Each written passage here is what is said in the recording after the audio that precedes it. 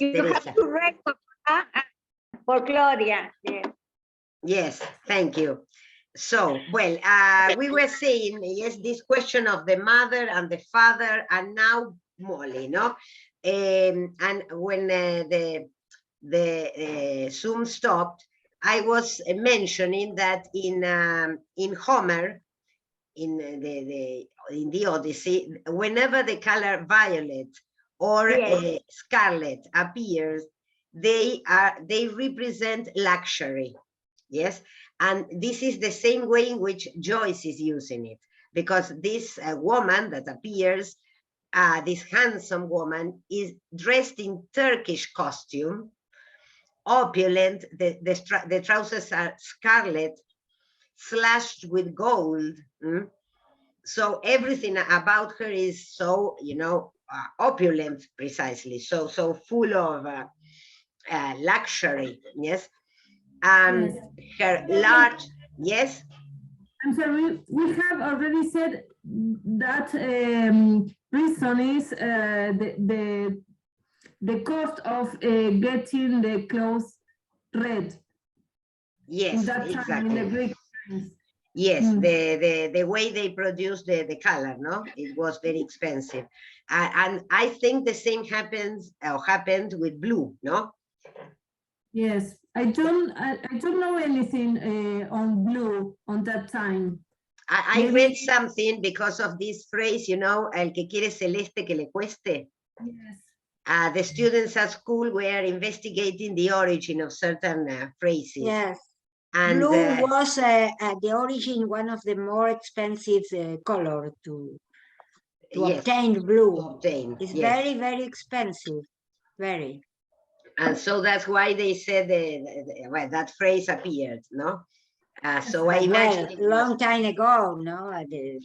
No, yes. The same happened with red or violet or purple. Yes. Yes. Well, and of course, her large dark eyes and raven hair, no? The description that we get of Molly here is, very attractive and very, very luxurious. And he says, Molly, yes. And so Marion appears. Welly, Mrs. Marion, from this out, my dear man, when you speak to me. So in this dream, she asks him to call her Mrs. Marion. Has poor little hubby cold feet waiting so long? So she speaks to him very lovingly, yes. Has poor little hubby cold feet waiting so long? And Bloom shifts from foot to foot. No, not the least little bit. He breathes in deep agitation, swallowing gulps of air, questions, hopes, cravings for her supper, things to tell her, excuse, desire, spellbound. Yes, so he cannot speak because he's spellbound. A coin gleams on her forehead. On her feet are jeweled toe rings. Her ankles are linked by a slender fetter chain. Beside her, a camel hooded with a turreting turban waits. So you see that the picture, Molly is the princess, an Arabian princess, no? A silk ladder of innumerable ranks climbs to his bobbing howdah. He ambles near with disgruntled hindquarters. Fiercely, she slaps his haunch, her gold-curved wrist bangles angrily, scolding him in Moorish. Nebracada femininum. So this idea, again, that the woman has power, yes? We saw it before in connection with Socrates, yes? And the verse of Omar Khayyam, all this idea that woman is powerful. In this, everything, all that we have said about the power of women appears represented in Molly. The camel, lifting a foreleg, plucks from a tree a large mango fruit, offers it to his mistress. The camel is giving her a mango, blinking in his cloven hoof, then droops his head and, grunting with uplifted neck, fumbles to kneel. Bloom stoops his back for leapfrog. I can give you I mean, as your business manager, Mrs. Marion, if you, so he kneels as if to offer her again his love, no, asking for marrying her. So you notice some change, her hands passing slowly over her trinketed stomach, a slow, friendly mockery in her eyes. Oh, Poldy, Poldy, you are a poor old stick in the mud. Go and see life, see the wide world. So Molly is sending him to see the world. No, this is very funny. But at the same time, showing what Joyce was trying to show was Bloom's inner fears, no, and his desires and his fears. In fact, we can say he's afraid of Molly, and probably this is why he did not react when he knew that Boylan was going to visit her, no, when he saw the card. I was just going back for that lotion white wax, orange flower water.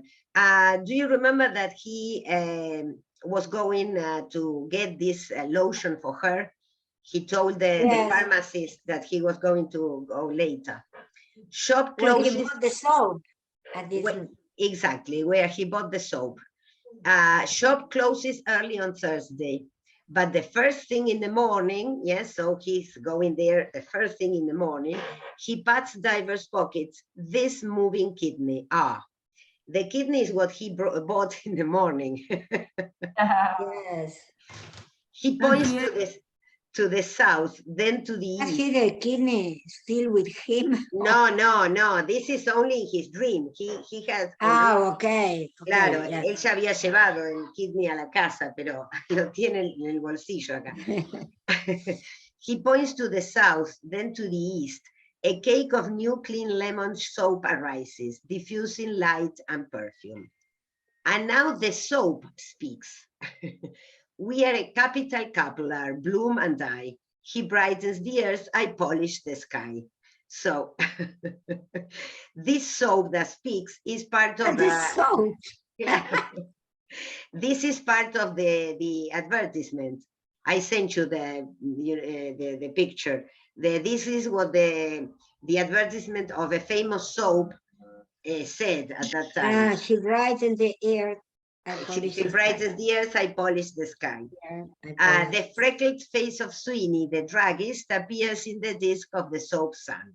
So the Sweeney is the one who sold him the soap and who is going to sell him the lotion. 3 and a penny, please. Yes, for my wife, Mrs. Marion, special recipe. And Marion softly says, Poldy, yes, ma'am? Tritrema un poco il cuore. So she speaks to him in Italian. In disdain, she saunters away, humming the duet from Don Giovanni, plump as a pampered pouter pigeon. This is the song that she was going to sing. You remember she was going on a tour, yes, singing. And he's going to go there with Boylan, and Bloom is going to stay. And this is... Sorry? To Belfast. To Belfast, yes.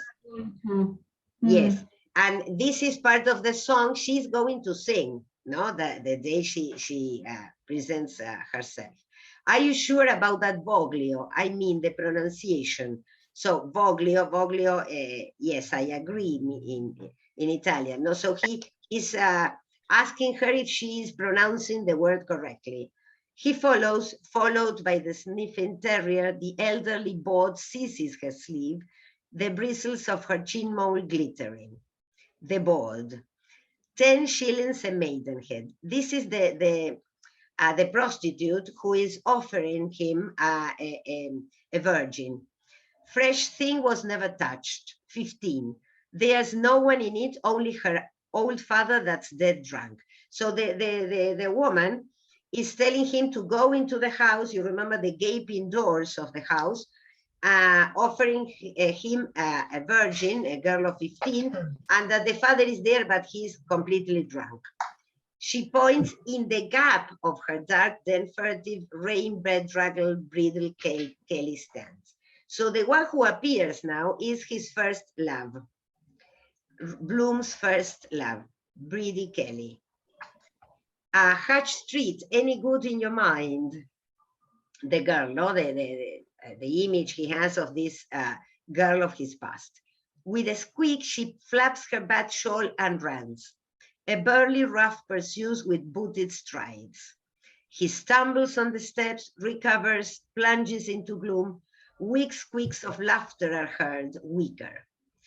The episode he had with this girl when he was young, yes, before Molly, he felt betrayed, yes, because the girl, in a way, mocked him, no? And so the bot says, her wolf eyes shining.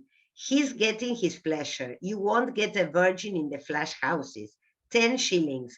Don't be all night before the police in plain clothes sees us. 67 is a bitch. So the woman insists, leering, yes.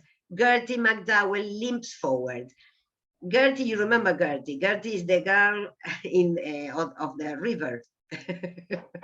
Yes. So she appears leering. This way of looking, yes, is with kind of provoking him, yes. And she appears limping because you remember she has a defect, no? She draws from behind, ogling. Now, ogling is to ogle, is also to look with a special, with your eyes. Shows coyly her blooded clout. With all my worldly goods, I, thee, and thou, she murmurs. You did that. I hate you. Why does she appear here? Her clout is blooded because she was, I mean, in his dream, of course, she was a virgin. She has been raped. And that's why he says, I hate you. You did that. He has violated her. He has raped her. We know that this is only metaphorically, but all the same, she appears him because he feels guilty. Yes, and his guilt makes him see this Gertie saying this. When you are dreaming, I never saw you. The bot says, leave the gentleman alone, you cheat. Writing the gentleman false letters. Who is the one who wrote the false letter? This is the other one, Martha. Yes. Mm. She's she's lover, she's girl. So you see that Bloom is surrounded by women. And this is what his mind is showing, no? The mother, the Gertie, his first girlfriend, Molly. Yes? All these women, yes, harassing him because he feels completely attacked by all these women, and even the board. Tormented by women. That's right. He's tormented by women. Street walking and soliciting. Better for your mother take the strap to you at the bedpost, hussy like you. So the board, this old woman, is angry at Gertie. And Gertie says to Bloom, when you saw all the secrets of my bottom drawer, she paused his sleeve, slobbering. Dirty married man, I love you for doing that to me. So Gertie, yes, passes from I hate you to I love you, no? She glides away crookedly. Mrs. Breen in Nance Free's overcoat with loose bellow pockets stands in the causeway. Her roguish eyes wide open, smiling in all her herbivorous back teeth. Mr. He coughs gravely. Madam, when we last had this pleasure by letter, dated the 16th instant, so he talks now to Mrs. Breen, when we had the last displeasure, no, when they wrote the letters. Mr. Bloom, you down here in the haunts of sin, I caught you nicely, scamp. So she's also angry at him because he's there looking for a prostitute. hurriedly, not so loud my name. Whatever do you think of me? Don't give me away. Walls have ears. How do you do? It's ages since you are looking splendid, absolutely. Seasonable weather we are having this time of year. Black refracts heat. Shortcut home here. Interesting quarter. Rescue of fallen women. Magdalene Asylum. I am the secretary. So when he talks to Mrs. Breen, he wants to talk in secret. He says that they have a seasonable weather and that this place is warmer, no? This section of the city is warmer because everything is black and black refracts heat. He says it's an interesting quarter, a rescue of fallen women. So we know that fallen women is the way they described women who had sex outside marriage, fallen women, and they called the place Magdalene Asylum for Magdalene in the Bible, no? The prostitute in the Bible. The saint. Yes, I am the secretary. And Mrs. Breen holds up a finger. Now, don't tell a big fib. I know somebody won't like that. Oh, just wait till I see Molly. Account for yourself this very minute or woe betide you. So Mrs. Breen makes him again think of Molly, and he knows he's betraying Molly. He's always afraid of Molly. And now the woman is threatening to tell her, just wait till I see Molly. And Bloom says, looking behind because he's afraid that Molly is behind him. She often said she'd like to visit, slamming, the exotic, you see. Negro servants in library too, if she had money. Othello, black brute. So again, Shakespeare, no? So Molly, who is the exotic woman, she says that she would like to have Negro servants if she had money. And he thinks of Othello, no? A black brute. This question of sexuality, no? Othello like a man with, full of energy, yes, and sex. Eugene Stratton. And well, I had to make a reference here. Then one day I'm going to give you the complete list of Molly's lovers. Some of them were lovers. Some others were only lovers in Bloom's imagination, but I have the complete list. Eugene Stratton was one of the list. Even the Bones and Cornermen at the Livermore Christie's, Bowie brothers, Sweep for that matter. Tom and Sam Bowie, colored coons in white duck suits, scarlet socks, upstarch sambo chokers, and large scarlet asters in their buttonholes leap out. So these two appeared in these ridiculous clothes, like, white duck suits, scarlet socks. Try to imagine the picture, no? Then upstarched, sí, como es, ay, nunca me sale esta palabra, que les ponían a la ropa antes. Almidonado. Los pantalones almidonados, ¿sí? And large scarlet asters in their buttonholes leap out. These two, who are the policemen, of course, are ridiculously dressed. Each has his bango slang. Their paler, smaller Negroid hands jingle and twang wires. So the image of these two are connected with two people who pretended to be black. In some episodes before I sent you the picture, they painted their faces to play the banjo and sing. The musician, sí, the musician. Claro. See, but to be more attractive, because the music they sang was connected with slaves or with Negroes, they painted their faces, no? Flashing white kaffir eyes and tusks, they rattle through a breakdown in clumsy clogs, twinging, singing, black to back, toe, heel, toe, with smack fat clacking nigger lips. When these men appeared, as they were not black really, and they painted their faces, their eyes appeared to be too white because they couldn't paint, no, and the mouth too red. So they were rather funny, no? And they appear here singing, Tom and Sam. There's someone in the house with Dinah. There's someone in the house I know. There's someone in the house with Dinah playing on the old banjo. They whisk black masks from raw baby faces, then chuckling, chortling, trumming, twanging, they diddle cakewalk dance away. So the music, no, the music of the banjo is represented here with the noises, yes, chuckling, chortling, trumming, twanging, diddle, yes, the music of the banjo. Yes. Bloom says with sour, tenderish smile, a little frivol, shall we, if you are so inclined? Would you like me perhaps to embrace you just for a fraction of a second? And Mrs. Breen says angrily, no, oh, you rag, you ought to see yourself. For old sake's sake.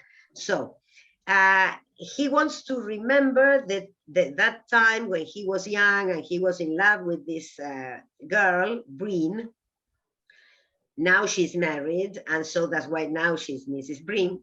But he couldn't have any physical relationship with her when they were young. So now he says, can I embrace you? For old sake's sake, I only meant a square party, a mixed marriage mingling of our different little conjugals.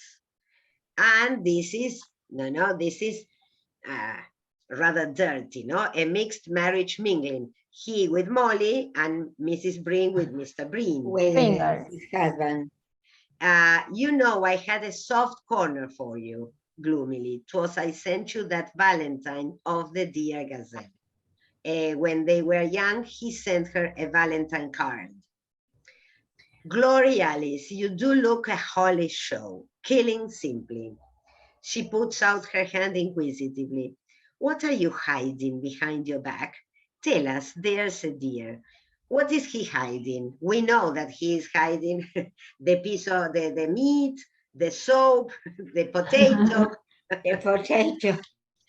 So Bloom seizes her wrist with his free hand. Josie Powell, that was, prettiest Deb in Dublin. How time flies by. Do you remember harking back in a retrospective arrangement, old Christmas night, Georgina Simpson's housewarming while they were playing in the Irving Bishop game, finding the pin blindfold and thought threading. Subject, what is in this snap box? So this is a night, Christmas night that he remembers. They were playing this Irving Shop game. I sent you the game. It's a kind of memory game. You know, when you say a word, the other has to remember the word and repeat it, and then the other another word, no? So that is the Irving Bishop game.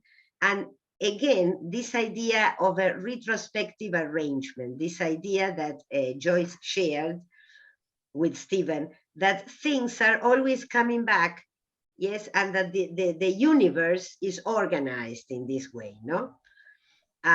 Mrs. Breen says, you were the lion of the night with your serio-comic recitation and you looked the part. You were always a favorite with the ladies. Now, this is, of course, something we know it is not true. Yes, it's a... Poor Mr. Bloom. This is what he wants. Yes. Claro, he wants to be a his favorite. dream. No, so see how he mixes up his fears, his desires, his memories, and Bloom's Squire of Dames in dinner jacket, because that night he was dressed in a dinner jacket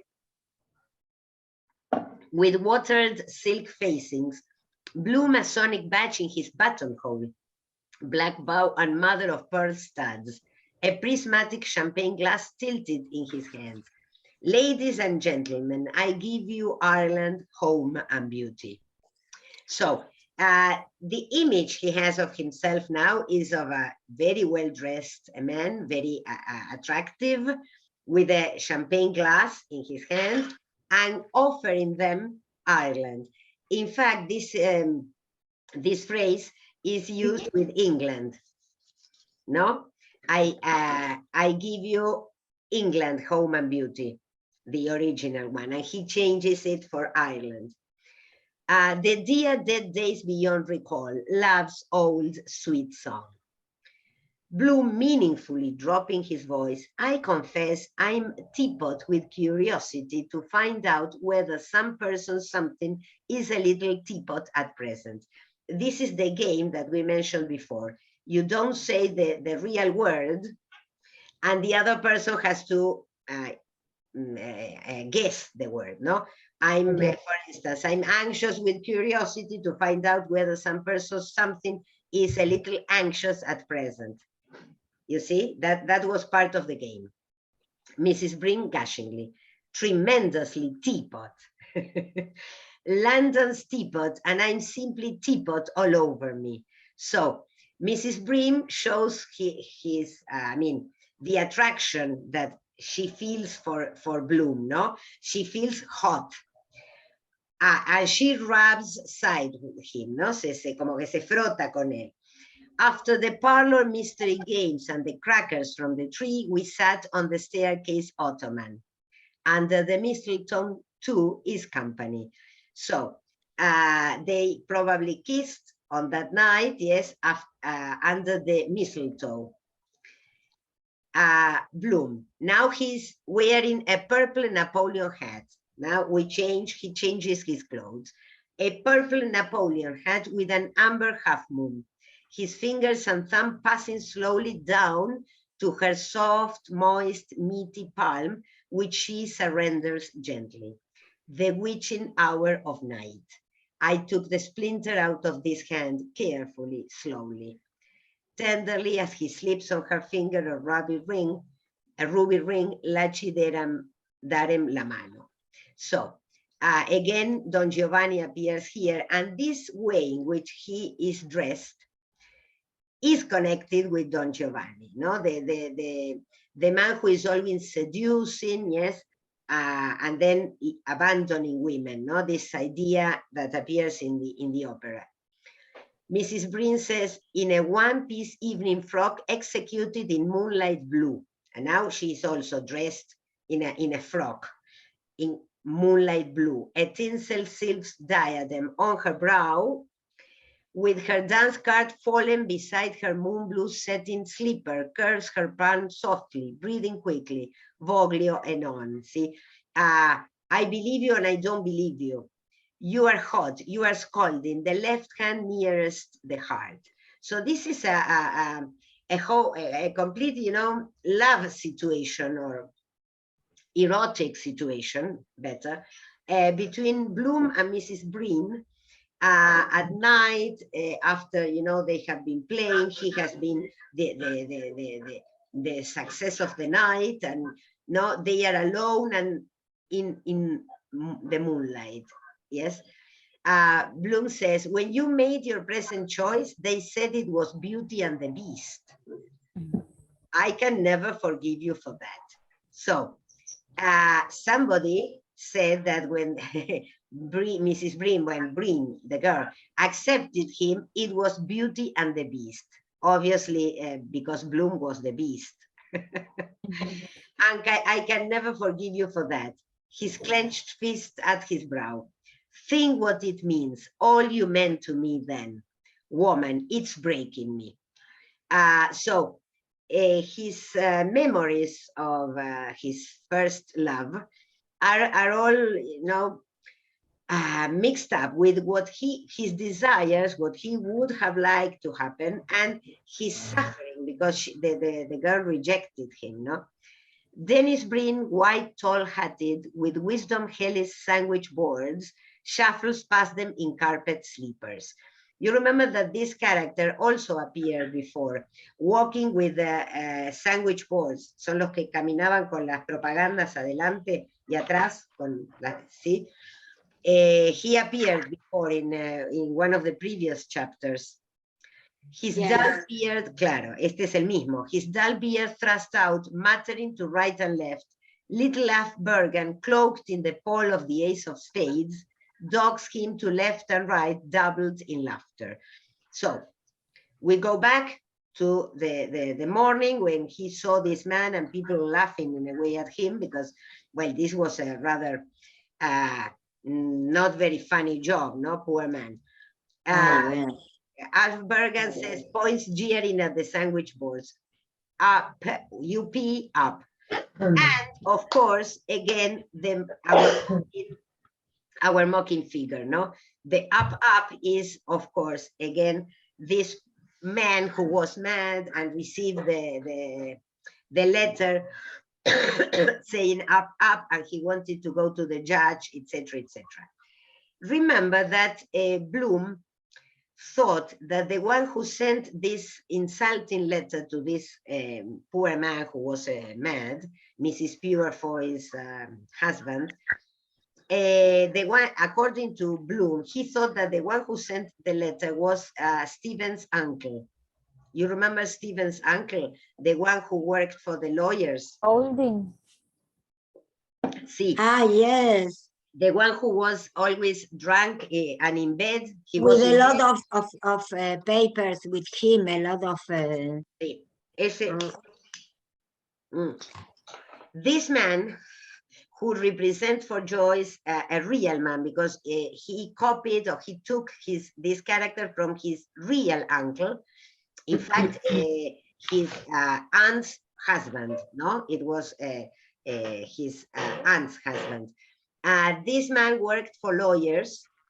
He drank a lot. He received Stephen, you remember in chapter 2, I think, in bed. He's in bed because he spends most of the day in bed. Yes. And there, according to, they have the idea that the one who sent the letter to the mad man was him, using this up, no? So I tell you this because he will appear also here.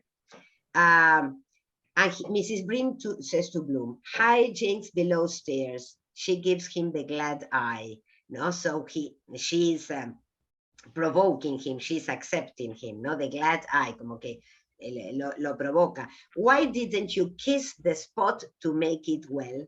You wanted to. Bloom says, shocked, "Molly's best friend, could you?" Mrs. Brim, her pulpy tongue between her lips, offers a pigeon kiss. So you see, she appears here like a very provocative woman. The answer is a lemon. Have you a little present for me there? Bloom, offhandedly, kosher, a snack for supper. So the kidney that he has apparently now again in his hand is going to be a present for Mrs. Brim, no? A snack for supper. The home without potted meat is incomplete. I was at Leah, Mrs. Brandman Palmer. Acá está la actriz, la que les mandé la foto. Trenchant, Mrs. Brandman Palmer is the actress that represented this play, Leah. And Leah was a very tragic play, no? I sent you some information about the play. Trenchant exponent of Shakespeare, because Mrs. Brandman Palmer acted out Shakespeare. She was an actress. Unfortunately, threw away the program, rattling good place round there for pig's feel. And he makes the woman touch what he has in his parcel. Richie Goulding